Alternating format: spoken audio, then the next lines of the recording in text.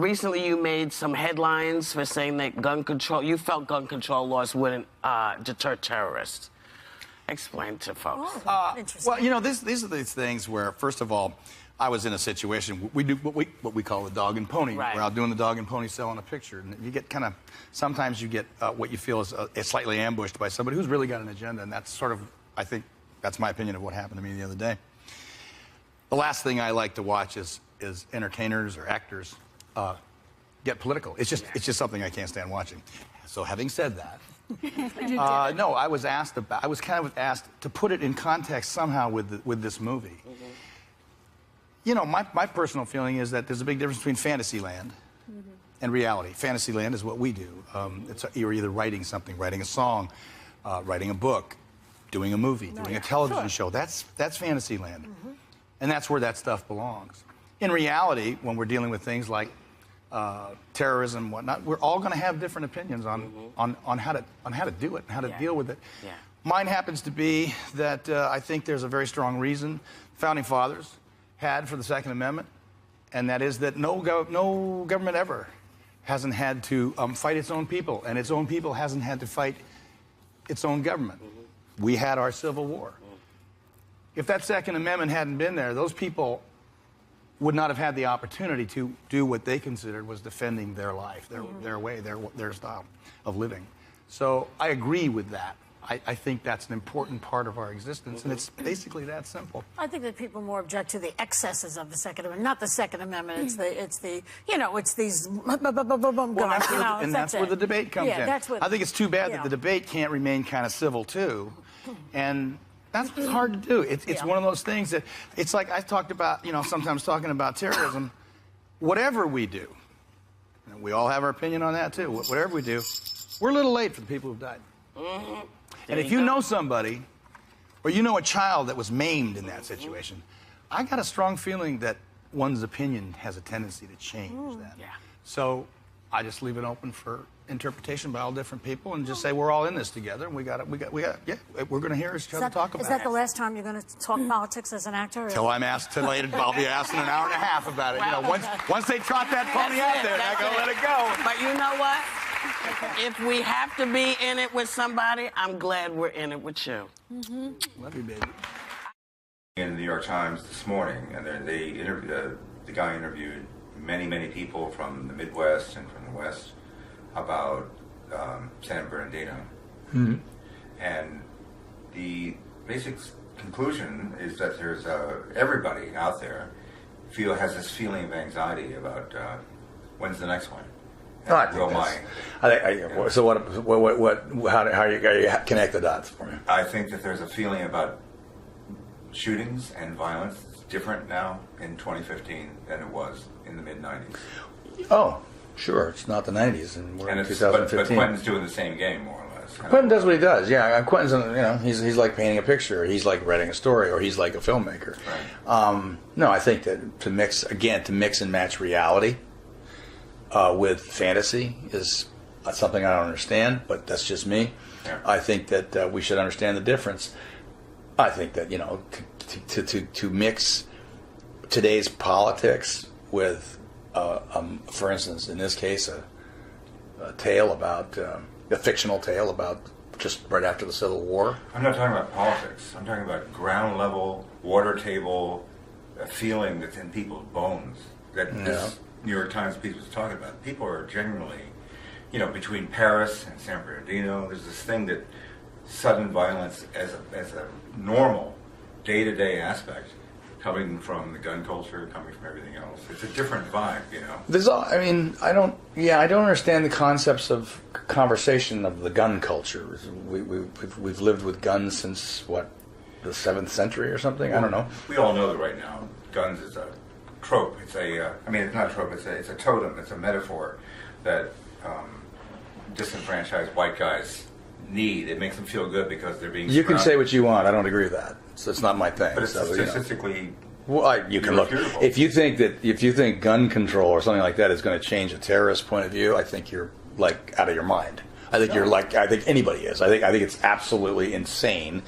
The problem we're having right now is that we don't have the concepts of how to turn it around and say, you know, you may think you've got me worried about what you're going to do. Dude, you're about to find out what I'm going to do. And that's going to worry you a lot more. And that's what we need. That will change the concept of gun culture, as you call it, to something of reality, which is if I'm a hockey team and I got a guy bearing down on me as a goaltender, I'm not concerned about what he's going to do. I'm going to make him concerned about what I'm going to do. I guess Obama's point was that the guys who are on the no-fly list because of terrorist connections, can get a gun pretty easily. They can also make a bomb pretty easily. Yeah. So what? They can also get knives and stab you. What are you going to do about that? They can get cars and run you over with them. What are you going to do about that? What are you going to do about that? They didn't kill the people in San Bernardino. Oh, but they've killed others that way. Haven't they? Yeah. Yes. Yeah. So what are you going to do? Outlaw everything? That isn't the answer. Just put some controls. Put some controls. What? So the people who want to defend themselves can't? No, not so you can't. Just so the idiots can't get a hold of them. That's Do you really believe they're not going to? Are you serious about that? Yeah, are you seriously? What good will that? Oh my God! You and I just disagree. Okay. You and I just disagree. I understand that you think that you can control the behavior of people that are dead set on taking your way of life away from you. I think you can control that. No. And there's only one thing you can do with that, and that's say, no, dude, that's not going to happen. Okay. That's just not going to happen. Speak with you, man. Good talking with you. Good luck with you. All right.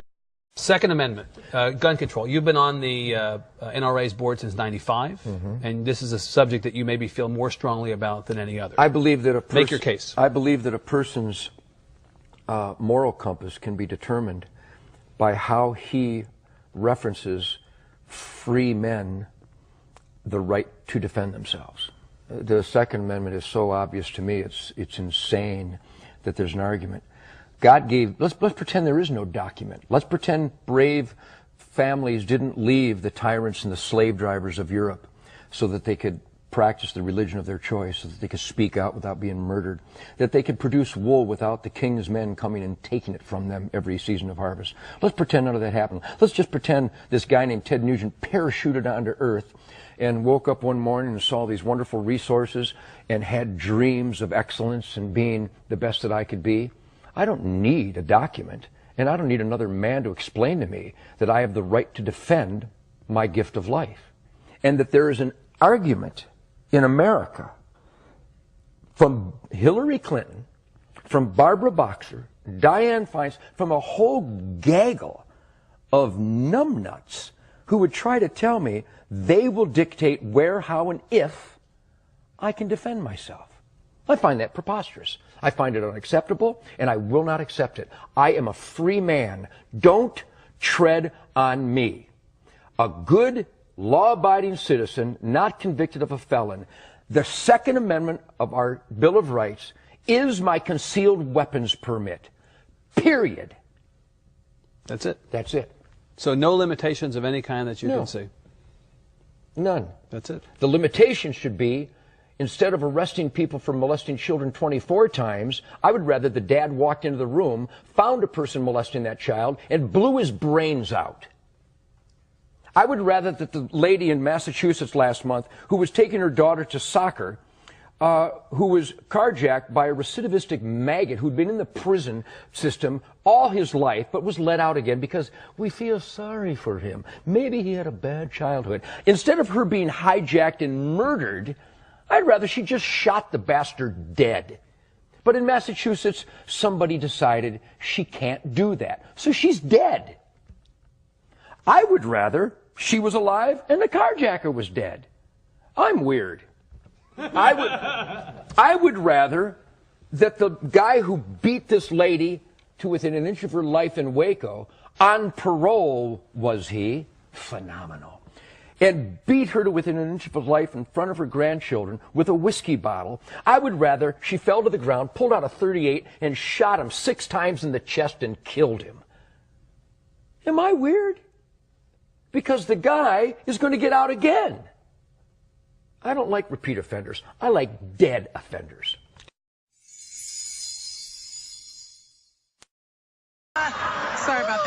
yours doesn't play Call Me Maybe. Yeah, like exactly. Sorry about that. He had an Illinois firearm ID card and a concealed carry license in that state. And in Virginia, the gun laws are very, very lax. They're very, very loose.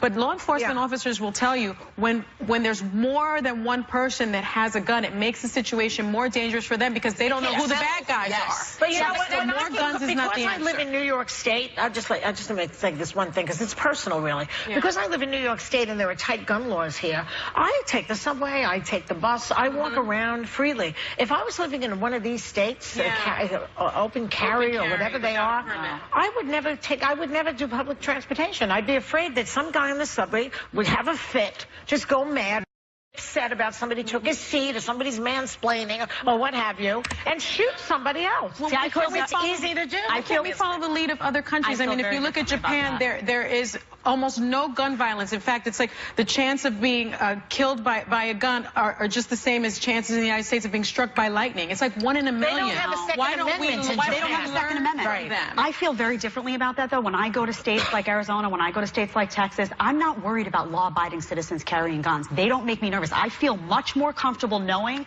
that if something happens, you have law-abiding citizens that have gone through background checks but have been trained. Have you been around people with guns? All the time. No, I have. I have been around a lot of people. Have you been around with afraid people with guns? I have, and a lot of these people. I don't believe you, Jan. I don't believe. I because promise you. when somebody I'm shoots a conservative. They're a very pro-guns, pro-Second Amendment group. Listen, no, I have no I have problem, a lot of I'm not a gun girl, but I have a lot of I am saying to you that when people start shooting, people tend to run.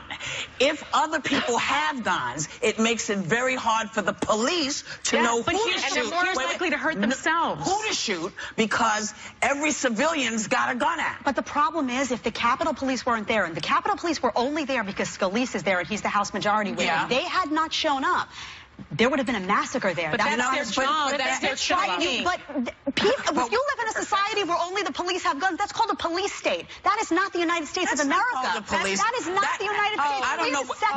That is not. Listen, the Second Amendment. Let's talk about the Second Amendment then. Please. Okay, because the Second Amendment is about a militia. That's what it says. But that was at the time that it was written. That's right. It's the right to bear arms, to protect yourself and your family. Not to protect yourself and your family. That's not what the Second Amendment is about. Put up the militia, the Second Amendment.